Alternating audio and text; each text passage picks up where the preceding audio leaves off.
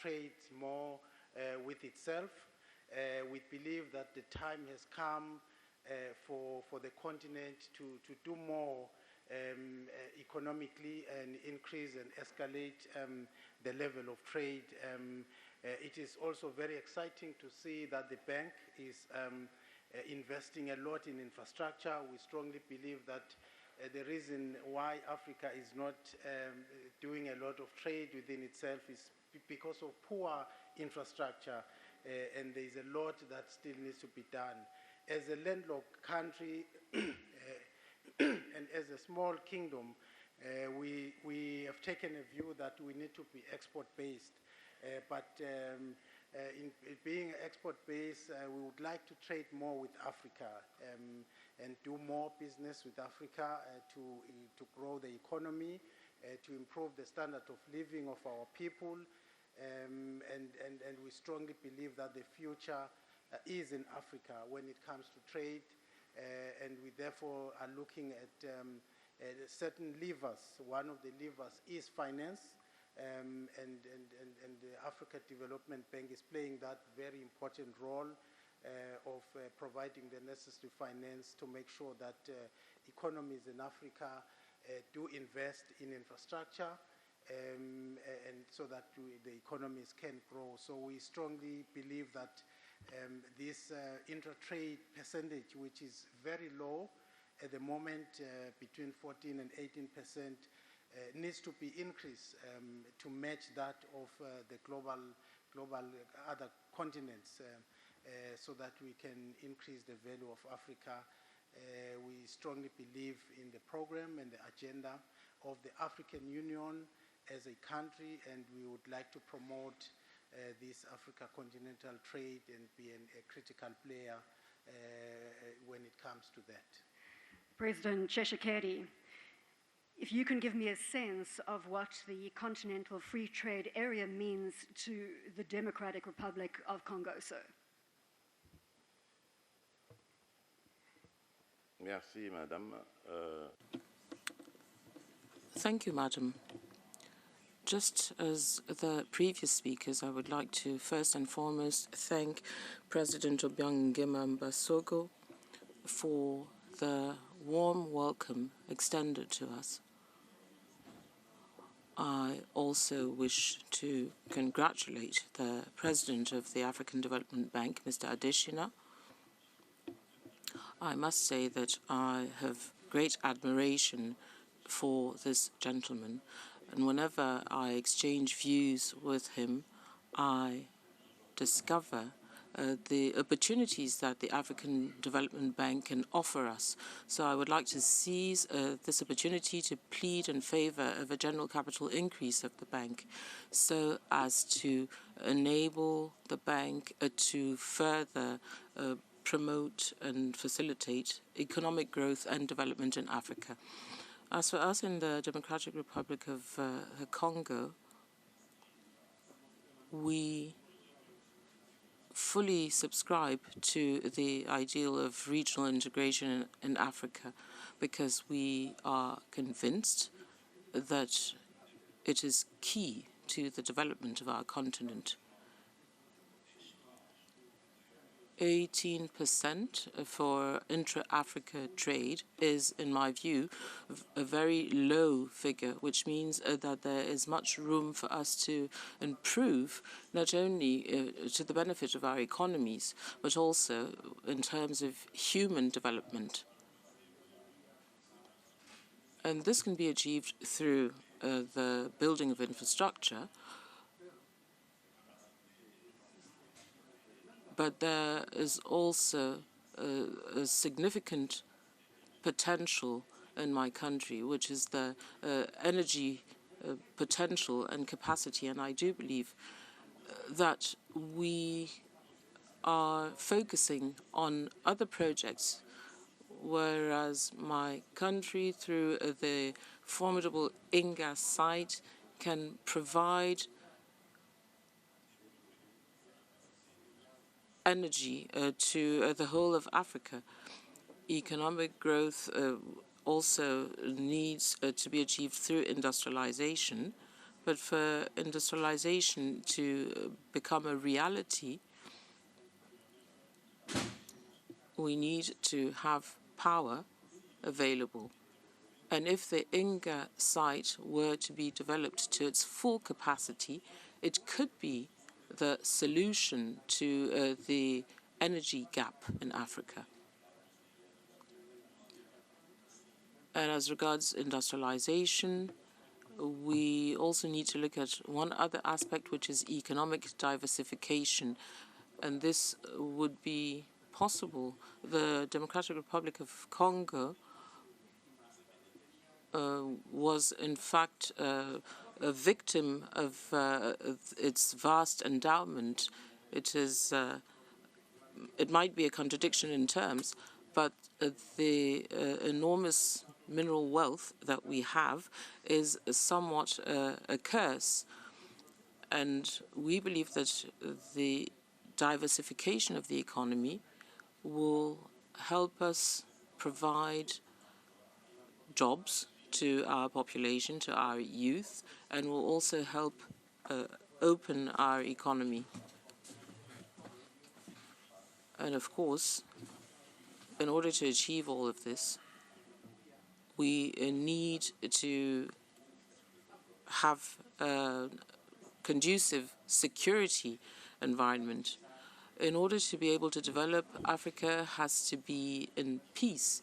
And as President Obiang Nguema has underscored, significant efforts were made in this country, which is a true economic miracle, because a lot has been done for peace to become a reality. If we're not able to face up to the challenge of peace in Africa, then our dreams will remain just that, dreams. So we should first try to do away with all these useless and stupid conflicts that we have throughout the continent, be they tribal in nature or due to any other reason. And let us make sure that this free trade area will help Africans work hand in hand in the spirit of our founding fathers and those who were the origin of our independence in Africa. If we hold each other's hand, if we make this free trade area a reality, I am convinced that we will provide a better future to our populations. Back to Southern Africa and bring the voice into the conversation of the Kingdom of Lesotho. And again, being a landlocked country, what Africa integration means to you, Your Majesty. Thank you, Madam Moderator. Allow me to start off my remarks in a similar fashion like those who have spoken before me, to convey my deepest gratitude to His Excellency, the President of Equatorial Guinea, for the warm hospitality that His Excellency and his government has provided to us since our arrival in this wonderful city of Malabo. I would also like to congratulate and commend the leadership of President Adesina, President of the African Development Bank, and thank him for the work that he is doing to position this bank, our bank, as a leader and catalyst for African development, for African economic development and integration. We thank you. Now, speaking on behalf of Lesotho and Basotho, I would like to say we, for many years now, have believed in the value and worth of economic integration.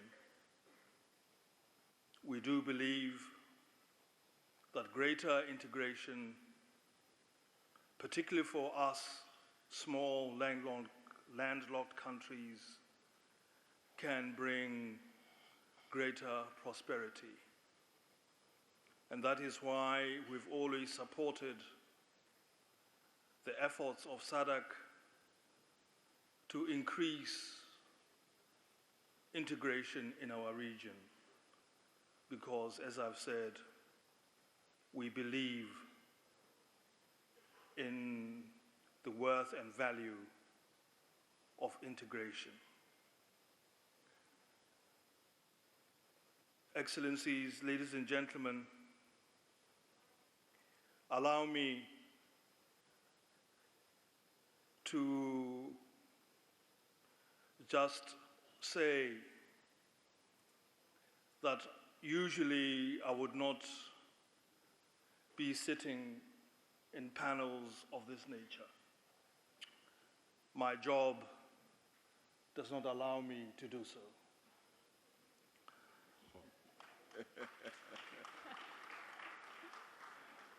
But in recent years, the African Union and the African leadership under the African Leaders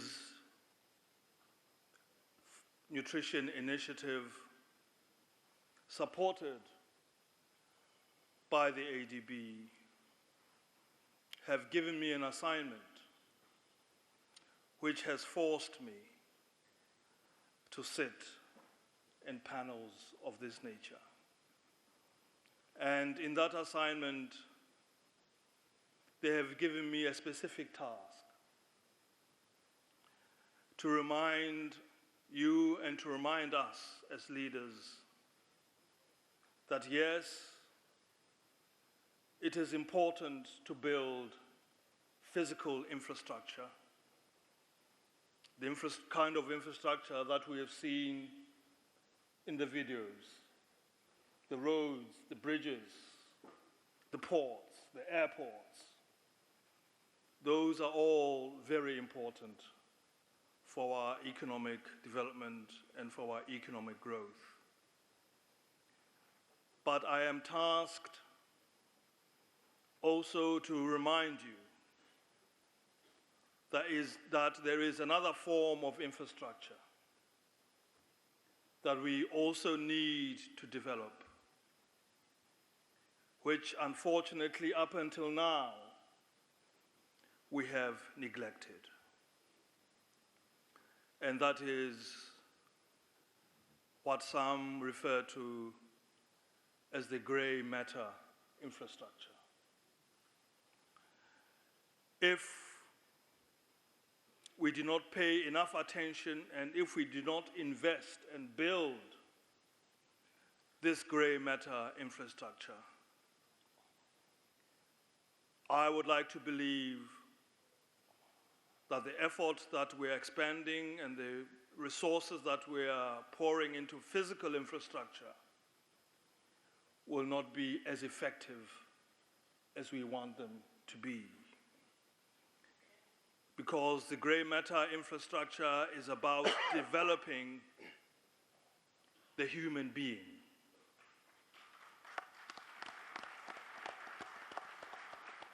It is about developing the human being mentally and also physically.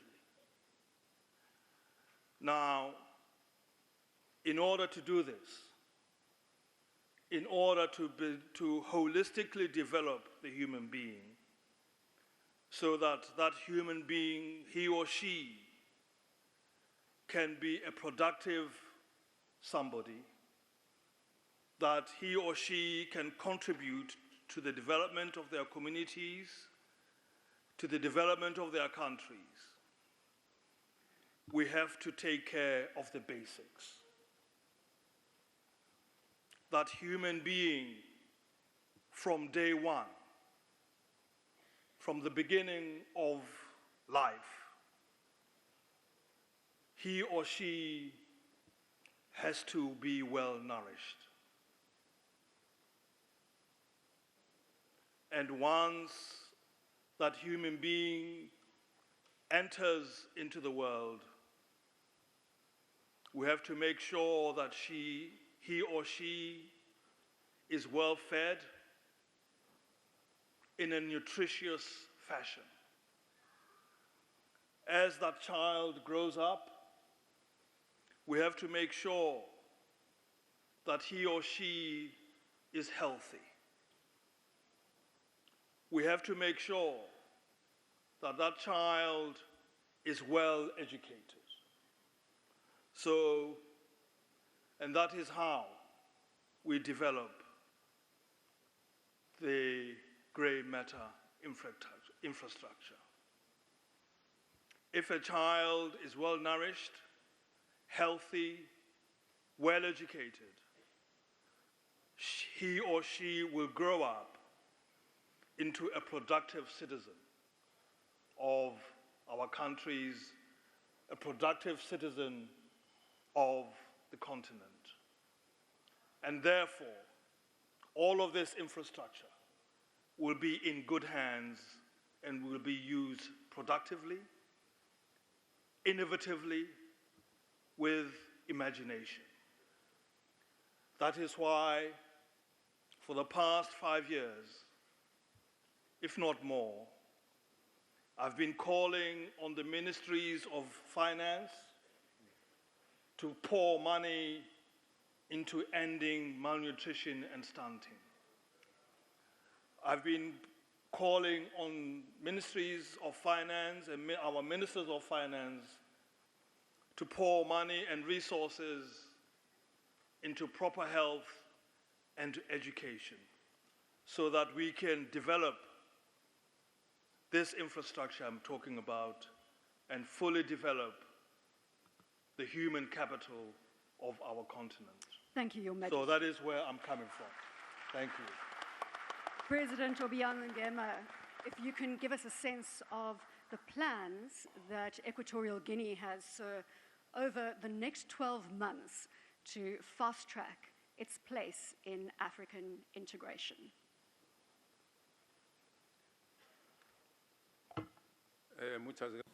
Thank you very much.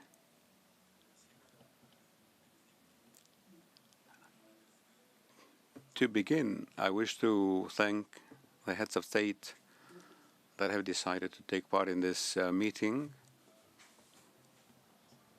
to the President of the African Development Bank for having supported us to host this assembly. The African Development Bank, which for us was an impossible task or very difficult. We didn't believe that we would be able to host this huge event. And now we see that we are already on the way to closing this event. I wish to thank the governors who have participated and to all participants, to all the experts who are here for having made possible this massive participation, because it has nothing to do. It cannot. What we have achieved is like the meeting that the bank has held in other places. To answer your question about what the integration of the continent and the free trade zone is, this is an old idea. I remember in 1980, they started asking African countries to integrate themselves in regions and sub-regions. Many of those countries have created regional or sub-regional integration spaces which are now operating satisfactorily. But the idea was to continue. I think that when we talk of a free trade zone for Africa, it is precisely for Africa to be able to cooperate all the countries among themselves, because let us not forget that after our independence, Africa continued depending on other countries economically. In other words, we do not as yet have enough capacity to feel authentic countries with good economies. That is why we have to continue working. There are obstacles and difficulties that many times we Africans have to overcome.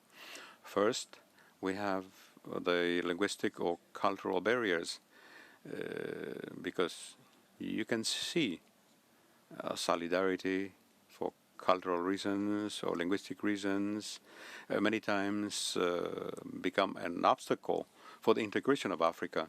I believe that that should not be a difficulty. We have overcome the first proposal for Africa to work economically in sub-regions. Now, what is free trade? I think it will be very helpful to put an end to dependency, the dependency that we have now. African countries have to promote South-South cooperation. We speak of South-South cooperation, but it is not a reality yet. When we say South-South, that means that we have to have economic and trade relations with other African countries, because we cannot continue forever to depending on the major countries. And that is why we need integration in Africa, and a free trade zone, I think, is something extremely positive that can help us to change the present situation in Africa. In Equatorial Guinea is in the region of Central Africa, but we don't share the same culture. But thanks to the integration that we have accepted, we have managed to make the most of that fact, and it has facilitated the development we have achieved in this country, because the SAMAC region has a currency which is convertible, and that currency makes it easier for us to have an economy allowing our economic activities, and so that we can have a single concept of development among ourselves, how to develop our economy. We are achieving it, but we have to give up sometimes that selfishness. In Africa, you see national selfishness. Everyone wants to withdraw into a shell instead of liberating themselves and learn from others, because when we talk about cooperation, that means we have to appreciate the advantages of a country. We have to learn from those advantages and those opportunities, because we are not always going to be thinking about the major developed countries. It is difficult. We are not going to develop or learn from the United States, from China, from Russia, and other major countries. We have to start depending on our capacity. So I think that is the reason why I think it is very good to have integration in Africa, to have a free trade space, to also facilitate the possibilities in Africa. We have to industrialize Africa. We are not going to start with huge industries, but we are going to begin transforming our raw materials, because we see that our raw materials are exported. I think what we need to prioritize is the transformation in situ, the transformation of our raw material. That is how I understand the concept of African integration, to have a free trade space and many opportunities to develop our respective countries. Thank you very much. Your Excellencies, I'm going to ask you to bear with me right now. We have got 25 minutes of satellite time left. What that means, gentlemen, is that we are broadcasting across the African continent for another 25 minutes only. There's so much to share on this platform, and I certainly want to get another round, 2 rounds of questions across all of the experts that we are faced with today. So I'm going to ask you to be cognizant of the time along with myself, and I don't mean to be rude if I interrupt you at any stage, but I do believe that in the spirit of Africa integration, we need to make the most of this communication platform, meaning the most of the next 25 minutes. President Adesina, you put some stats up, in fact, many stats, sir, and I need to congratulate you again on the results that we're seeing from the African Development Bank.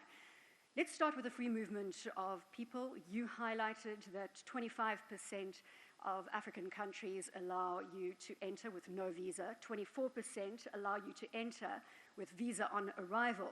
But I want us to focus on the 51% where visa is still needed for Africans to move freely into that country. How do we change the status quo? We've made great strides, but there's a 51% target that we need to look at now. Well, first of all, is that, investment is like water. It goes to where there's the least resistance. If you take a look at the countries that have actually made the most in terms of visa openness index, they happen to be the ones also that have the highest level in terms of investment. Today, if you go across Africa, you're looking at those that have made progress. You're looking at Mauritius, looking at Seychelles, you're looking at Togo at the top, you're looking at Benin at the top, you're looking at Ghana at the top, you're looking at Ethiopia and Kenya at the top. All these countries happen to be the one wherein investors are also pouring into. So there's a very strong and direct correlation between the labor mobility, the ability to capital also to be able to move, because both have to move together, and investment. So I was saying the 51% have to learn from the fact that the others that are actually opening up their borders happen to be, and also giving people visas, are the ones that are able to do this.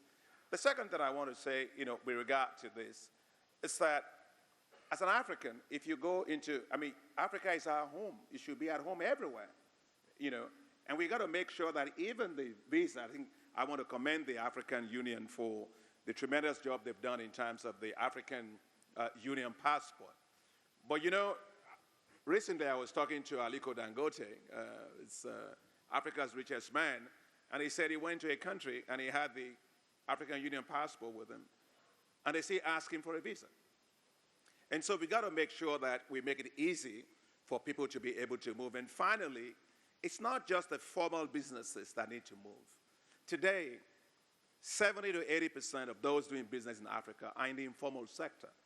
Majority of those are small and medium-sized businesses. So it's not just about one border post, it's not just about infrastructure, it's also about trade facilitation.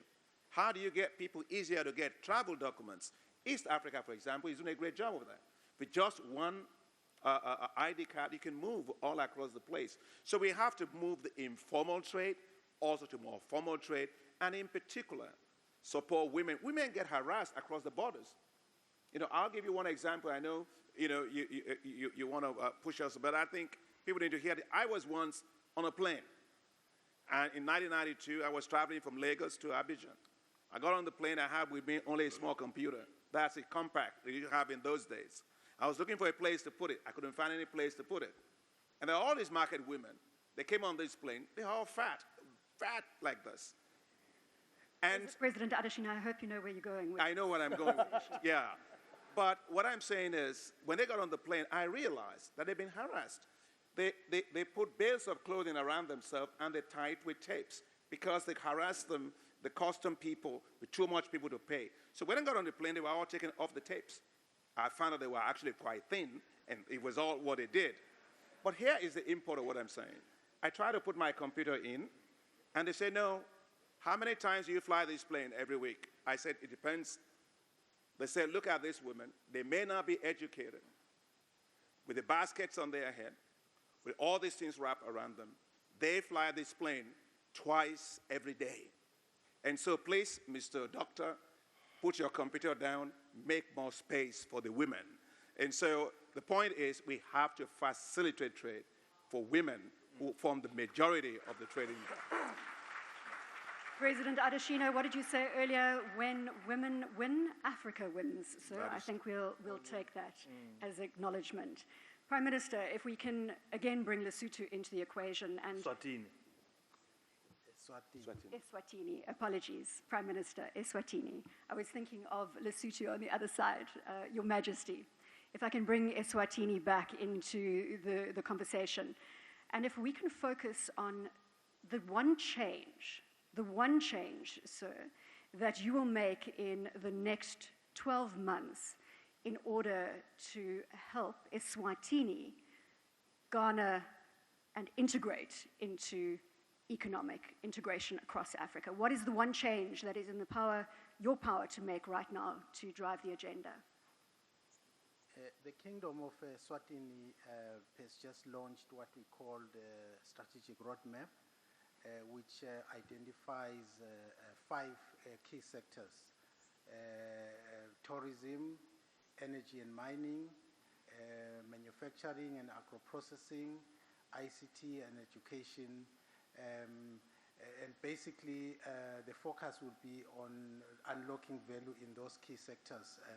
One of the sectors is tourism, and we are talking about introducing e-visa, visa on arrival, and that is a target for us in the next 12 months to make sure that it's easy for people to move into the country, especially Africans. As mentioned earlier, we have made a bid to host the Africa Continental Free Trade Area Secretariat. So there's a lot of work ahead of us if we do win that, to make sure that there is easy movement of people into the country. But I also want to also touch on what I think is really critical for Africa to embrace at this point. We are talking about the 4th Industrial Revolution, where we're talking about the new innovations, but I strongly believe that technology is going to be key for this free trade within Africa. We do need to embrace technology because it will allow us to leapfrog many countries when it comes to trade within Africa. A classic example is that in the Kingdom of Eswatini, we were able to move to increase financial inclusion within a space of about 6-7 years, from about 60% to almost 90% now, purely by using mobile technology. So that's why I strongly believe that we do need to invest in that. It's really great to see that the bank, the Africa Development Bank, is investing in telecommunications, in technology, in the continent. And I think it's the right approach for the continent to make sure that we leapfrog and we accelerate trade within the continent. President Tshisekedi, if I can bring you, sir, to the same point, what changes can you make as the man who is driving the change within the Democratic Republic of Congo? What changes can you make in the next 12 months to help with the Africa integration strategy?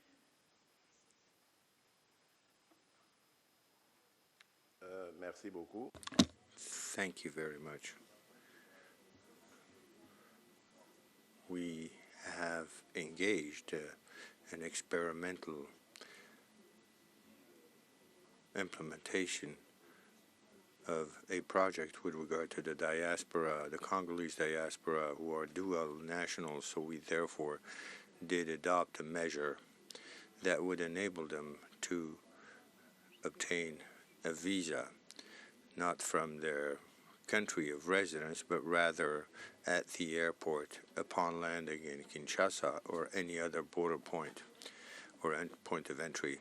The goal of this measure, or the purpose of this operation, which would be extended at a later time to all African nationals, because we do think that we have to do away with such barriers, be they customs or immigration related, so as to enable the free movement of goods and persons.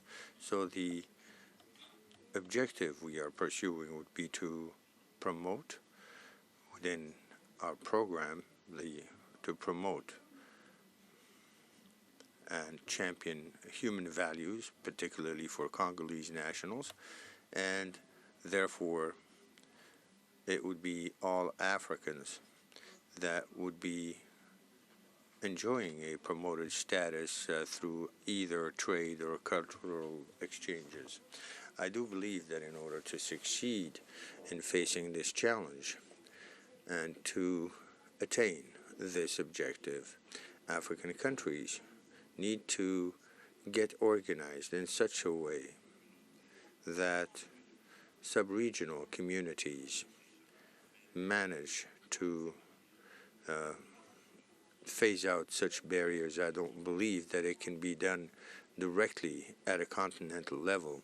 However, thanks to our sub-regions, for example, SADC, CSE, ECOWAS, and so on, we'll be able to organize this type of fluidity, which would be gradually broadened to the entire continent. And this is how we would succeed in connecting such sub-regions one with the other, and finally, by the end of the day, the entire African continent. You do so in 12 months to further the Africa integration strategy. Madam Moderator, you will remember at the beginning of my intervention, I did say I usually don't sit on panels of this nature. That's because there's a reason. I'm not an elected member or leader. For that reason, I cannot commit to saying what I can do. So, Your Majesty, perhaps you can talk to the will of the people, what you would like to see happen. What I would commit myself to do is that my job is to advise, my job is to persuade, cajole, sometimes twist an arm here and there. Well, you don't have to go to the twisting an arm. Let's stay with the advising, the cajoling. Yeah. So, of course, fortunately, I have my Minister of Finance and other ministers present and here, and they are listening, and they know what has to be done. They have seen the targets that have been set that we have to reach, and they know the benefits and that can be accrued from regional integration. So, getting back home, I will just tell them, look, this is what you have heard, and this is what has to be done. Please, let's go and do it, and allocate enough resources, make policies that can allow and enable for this to happen. So that is the only way I can answer your question.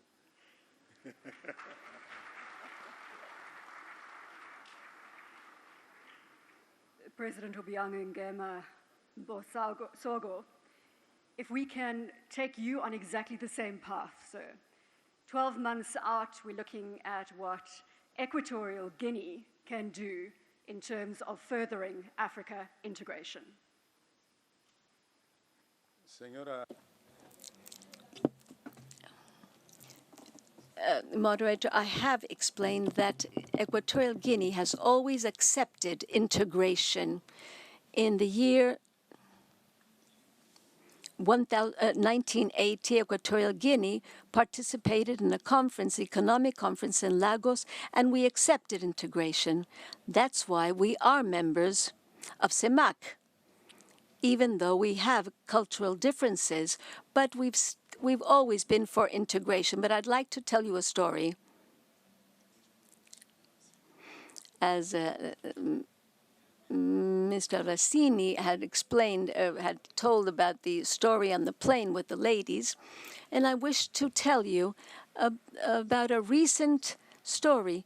In spite of the fact that we accept free circulation and we have signed the agreement, but what happened is that Equatorial Guinea was had to be persuaded to accept a free circulation in the space of CEMAC. And a few weeks ago, because this was in November 2017, we signed a free movement in a conference in N'Djamena, in Chad. But when I returned to my country a few weeks later, we suffered a mercenary attempt from the north, more than 1,000 kilometers, to invade Equatorial Guinea. That is the reason why we accept free circulation, integration, but there have to be rules. Those that circulate is the poor population. And Equatorial Guinea understands that and accepts it. But now, when it's transnational delinquents that will be causing problems to certain states, that could minimize the good effects of integration. That's why the governments have to create awareness to the people. But free circulation and movement should be gradually, can't be massive. Those that circulate more, that travel more, is the poor population that are in search of resources. But in spite of that, they do it, and their intentions are positive. But when we register attempts of individuals which would like to cause problems for states, for instance, in Equatorial Guinea, we wouldn't have any problem. But violence comes far away from our borders, and we also have to educate the police. If we don't have police well-trained in order to identify the people, then that would be a difficulty. So we do agree, but what we have to do is to promote training, natural human resources, and currently we have registered attacks, terrorist attacks in many countries. And the first thing we need to do is to investigate who is behind this, who is financing terrorism in Africa. Because before, they didn't occur. But now we have terrorism everywhere, and particularly in the Western countries. And there's enormous loss of lives. But who is behind the terrorist attacks? That's what we have to find out. Integration is possible. But when integration is accompanied by violence, then it will result in instability for the African country. So we have to work in this sense and educate the people. Your Excellencies, we've got time. We've got 7 minutes left on the stage on that satellite platform across the African continent. And I want to move now to one idea that each of you have for overcoming implementation challenges when it comes to Africa's economic integration. So, President Adesina, I'm going to start with you, sir. Well, I just want to go back to what President Obiang said about the importance of linguistic barriers. Linguistic barriers is also one of the reasons why it's very difficult for us to trade more among ourselves. And here, we're not, the bank launched recently what's called a Lusophone Compact, because you have countries that are actually Portuguese-speaking countries that can trade a lot among themselves. And that Lusophone Compact we did with Portugal. We're also working with Brazil, so that, language doesn't become the issue. And that Lusophone Compact is to leverage about $5 billion for the countries that are Portuguese-speaking. And I think President Obiang was also talking about that. I think that's important. But I'll add two things, not just one idea, because it's a complicated world when you talk of integration that needs to be done. The second thing which I think we really need to do is to make sure that we are integrating all our financial markets. It's not just about roads. It's not just about ports. We've got to make sure all the capital markets, all the stock exchanges are well integrated across the continent.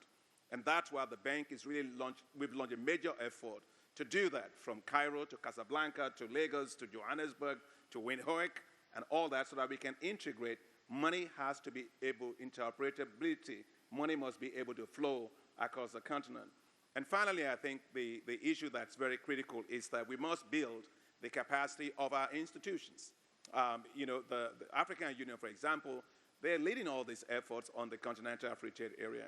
I mean, we from the bank, we've invested $4.8 million to build that institutional capacity. But not just only for them. I think the presidents have said this. It's also for the regional economic communities. So I think building the right capacity for institutions, integrating our financial markets are very, very critical. But also we must make sure that it's not just the borders, but the linguistic barriers. We have to make sure, well, maybe we all should all learn all the languages. We should learn from Spanish to Portuguese and French and English just as we speak. And that will make sure that we can move around and trade better with ourselves. Prime Minister, we're building on the solutions as we go along the panel. We've heard 3 definitives from President Adesina. Let's get your sense, sir. His Majesty King Mswati III, who is the head of state of the Kingdom of Eswatini, advocates very strongly for peace and stability and for collaboration. As one of the leaders in the continent, he is really promoting more economic transformation, and I think that is really what the agenda that we would like to push as a country in the continent, because Africa is plagued with conflict, with corruption, and the view is that we need to graduate to a much higher, superior level, and that of economic liberation, collaboration, supporting each other, and really working towards a common goal, and that of improving the overall standard of living for the people of Africa. And that is really what His Majesty is really advocating for, even with the Africa Continental Free Trade area. His vision is to see Africa integrate more, trade more, and advance economically, and that we have less strife when it comes to conflict and war and instability. President Tshisekedi, your implementation of a solution. Bien. In my opinion, I think we should attain 3 objectives. The first is to overcome this issue of insecurity that we see in all the continent. Secondly, I think we need to reach our economic objective. I think we need to, of course, fall away. To fall away all these barriers which, in fact, do impede the free exchange of goods and services. And then it's the cultural objective also that we need to attain. I think we need to inculcate new values amongst our populations, values such as the fight against corruption, the fight, for example, against issues like ethnicity and tribal. We need to promote women, because women are an essential component, of course, in all economic exchanges. They are an essential vector, and certainly towards the success of economical exchanges. And, of course, education. Access to education is a fundamental factor, because it is thanks to this education. His Majesty, now we've got 1 minute 22 on the clock. We will be losing satellite time in 1 minute 22. Your Majesty. Well, I can only answer your question from the platform from which I occupy. And this would be a platform which would instruct me to say that economic integration cannot be effective unless we develop the human being and our human capital. So, which basically means going to the ministers and showing them they know the figures. This is how much we are losing if we don't develop our human capital. So that would be my answer to that question. And President Obiang Nguema Mbasogo, the last word to you, sir. Señora Moderadora. Moderator, I've indicated before some difficulties For example, the cultural barriers and the linguistic barriers. I spoke of the security at the borders of the states, but I can point out another barrier we see among African countries, which is the national selfishness. The leaders, the institutions in African countries, they always want to develop on their own within the national sphere. There is no contemplation so that development may be also for other countries. That is why we have commercial trade barriers. We have to eliminate those barriers so that integration, economic integration and trade will be free, will be done freely without those difficulties that I've indicated. And also, I would like to mention the national selfishness. Some people want to withdraw into a shell, their national shell. They don't want to know about what's happening in other countries.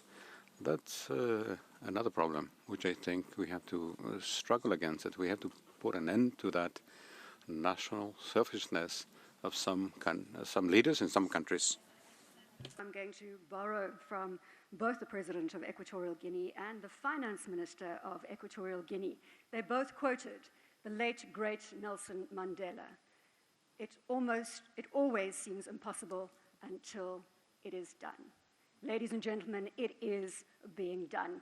Here's to celebrating Africa's economic integration. Thank you so much for joining us as a live audience, and thank you to those that have tuned in across the African continent. It has been our pleasure.